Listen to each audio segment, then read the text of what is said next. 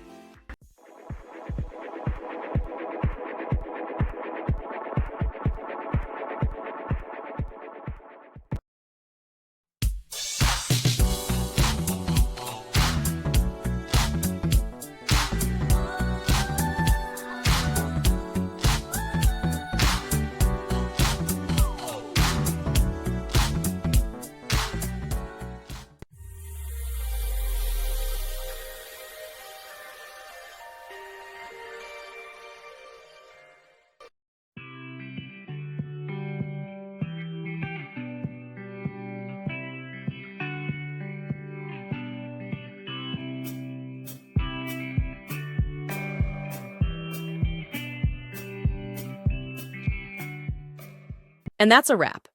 I hope you found the answer you were looking for. If you did, take a second to hit that subscribe button. It really helps out. And let me know in the comments which solution worked best for you. See you next time in the debug zone.